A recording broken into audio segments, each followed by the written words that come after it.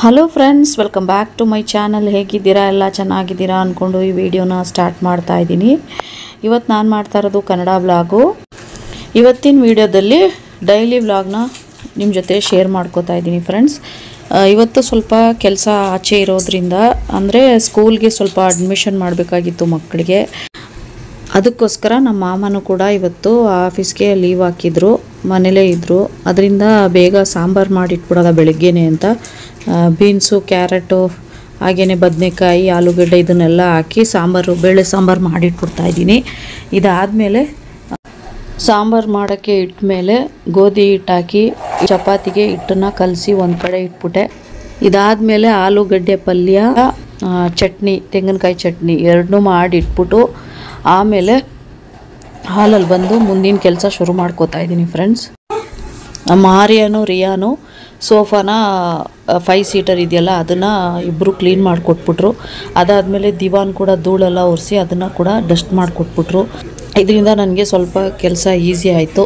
ನಮ್ಮ ಯಜಮಾನರು ಆಮೇಲೆ ಅವ್ರಿಗೇನಾಗುತ್ತೋ ಚಿಕ್ಕ ಕೆಲಸ ಅವ್ರು ಕೂಡ ಮಾಡಿಕೊಡ್ತಾಯಿದ್ರು. ಇದನ್ನೆಲ್ಲ ಮುಗಿಸ್ಬಿಟ್ಟು, ಇದೆಲ್ಲ ಮನೇಲಿರೋರೆಲ್ಲ ಸ್ವಲ್ಪ ಹೆಲ್ಪ್ ಮಾಡಿದ್ರೆ ಬೇಗ ಮುಗಿದ್ಬಿಡುತ್ತೆ ಕೆಲಸ.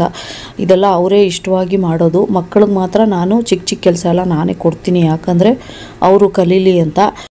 ಈಗ ರಿಯನ್ ಕೆಲಸ ಹೇಳಿದ್ರೆ ಆರ್ಯನ್ಗೂ ಹೇಳು ಮಮ್ಮಿ ಅಂತ ಹೇಳ್ತಾಳೆ. ಆದರೆ ಆರ್ಯ ಇನ್ನೂ ಚಿಕ್ಕ ಮಗುನೇ, ಆದರೂ ಕೂಡ ರಿಯಾ ನನಗೆ ಮಾತ್ರ ಹೇಳ್ತೀರಾ ಅಂತ ಹೇಳ್ತಾ ಇರ್ತಾಳೆ ಅಂತ ಅವನು 2 ಸೀಟರ್ ಇದೆಯಲ್ಲ ಅದನ್ನು ಮಾತ್ರ ಒದರಿ ಕ್ಲೀನ್ ಮಾಡ್ಕೋತಾನೆ, ಡಸ್ಟ್ ಹೊಡೆದು.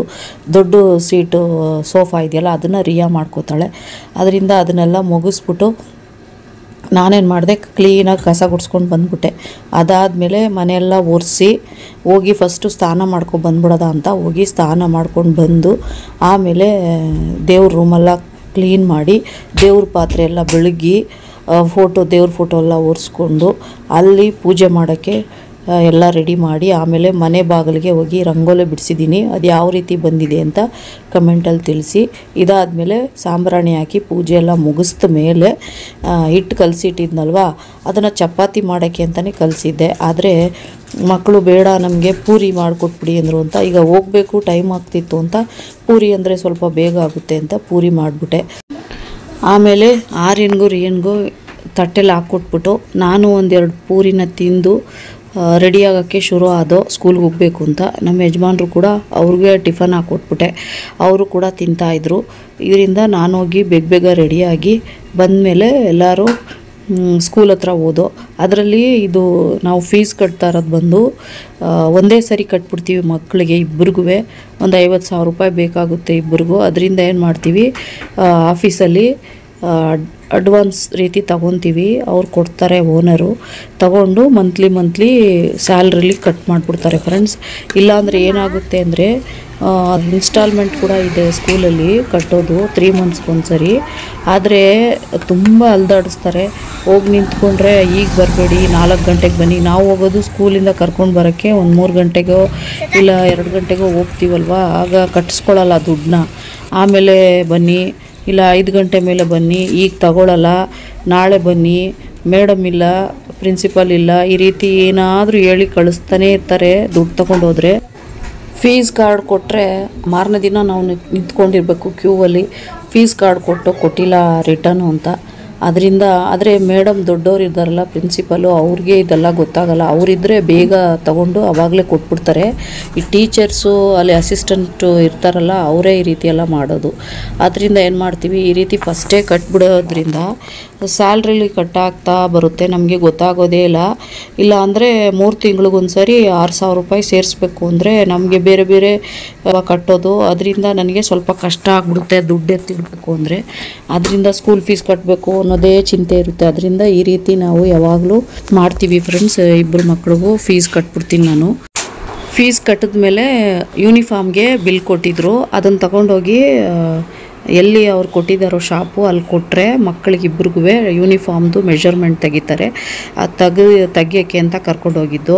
ಆ ಕೆಲಸ ಆದಮೇಲೆ ಮನೆ ಕೂಡ ಹುಡ್ಕೋಕ್ಕೆ ಶುರು ಮಾಡಿದ್ದು ಫ್ರೆಂಡ್ಸ್. ಲೀಸ್ಗೆ ಯಾವುದಾದ್ರೂ ಮನೆ ಸಿಗುತ್ತಾ ಅಂತ. ಸ್ಕೂಲ್ಗೆ ಮಕ್ಕಳನ್ನ ಕರ್ಕೊಂಡು ಹೋಗ್ಬೇಕಾದ್ರೇ ಸ್ಕೂಲ್ ಹತ್ರನೇ ಮನೆ ನೋಡ್ತಾ ಇದ್ದೆ ನಾನು. ನೋಡಿದ್ರೆ ಅಲ್ಲಿ ಮನೆ ಕಟ್ತಾಯಿದ್ರು. ಸರಿ ಅದನ್ನು ನೋಡೋದ, ನನಗೆ ಗೊತ್ತಿಲ್ಲ 1 ಬೆಡ್ರೂಮಾ 2 ಬೆಡ್ರೂಮಾ ಅಂತ. ಕಟ್ಟೋ ತನಕ ಸುಮ್ಮನಿದ್ಬಿಟ್ಟು ನಾನು ಪೇಂಟೆಲ್ಲ ಹೊಡೆದ್ಮೇಲೆ ಈಗ ಕೇಳಕ್ಕೆ ಹೋದರೆ ಅವರು 1 ಬೆಡ್ರೂಮು ಎಲ್ಲ ಮನೆಗಳು ಅಂತ ಹೇಳಿದ್ರು. ಸರಿ ಬೇಡ ಅಂದ್ಬಿಟ್ಟು, ಯಾಕಂದರೆ ನಾವು ಮನೆ ಖಾಲಿ ಮಾಡೋ ಟೈಮಲ್ಲಿ ಆಷಾಢ ಮಾಸ ಬಂದ್ಬಿಡುತ್ತೆ ನಮ್ಮ ಟೈಮು. ಆದ್ದರಿಂದ ಈಗ ಡಿಸೆಂಬರಲ್ಲೇ ನಾವು ಖಾಲಿ ಮಾಡಿಬಿಡೋದ, ಈಸಿ ಆಗುತ್ತಲ್ಲ, ಕ್ರಿಸ್ಮಸ್ ಬೇರೆ ಬರುತ್ತಲ್ಲ ಅಂತ ಈ ಟೈಮಲ್ಲಿ ಹುಡ್ಕೋದ ಅಂತ ಹುಡುಕ್ತಾ ಇದ್ದೀವಿ. ಆದರೆ ನಮ್ಮ ಓನರ್ಗೆ ಇನ್ನೂ ಹೇಳಿಲ್ಲ ನಾವು. ಅವರು ಒಪ್ಕೋತಾರ ಇಲ್ವಾ ಗೊತ್ತಿಲ್ಲ. ಅಗ್ರಿಮೆಂಟ್ ಮುಗಿಯೋಕ್ಕೆ ಮುಂಚೆನೇ ನಾವು ಹೇಳೋದ್ರಿಂದ ಅವ್ರು ಒಪ್ಕೋತಾರ ಗೊತ್ತಿಲ್ಲ. ಅದರಿಂದ ನೋಡೋದ.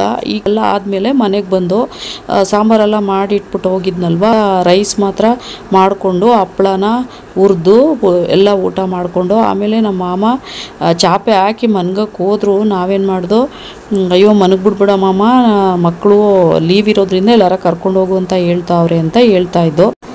ಆಮೇಲೆ ಫೋನಿಕ್ಸ್ ಮಾಲ್ ಅಂತಾರಲ್ಲ ಅಲ್ಲಿ ಕರ್ಕೊಂಡು ಹೋಗಿದ್ರು. ಮಕ್ಕಳು ತುಂಬ ಹೊತ್ತು ಅಲ್ಲಿ ಆಡ್ಕೊಂಡ್ರು ಫ್ರೆಂಡ್ಸ್. ಇದ್ರ ಜೊತೆಗೆ ವಿಡಿಯೋನ ಕೂಡ ಎಂಡ್ ಮಾಡ್ಕೊತಾ ಇದ್ದೀನಿ. ನೆಕ್ಸ್ಟ್ ವಿಡಿಯೋದಲ್ಲಿ ಸಿಗ್ತೀನಿ. Thank you for watching.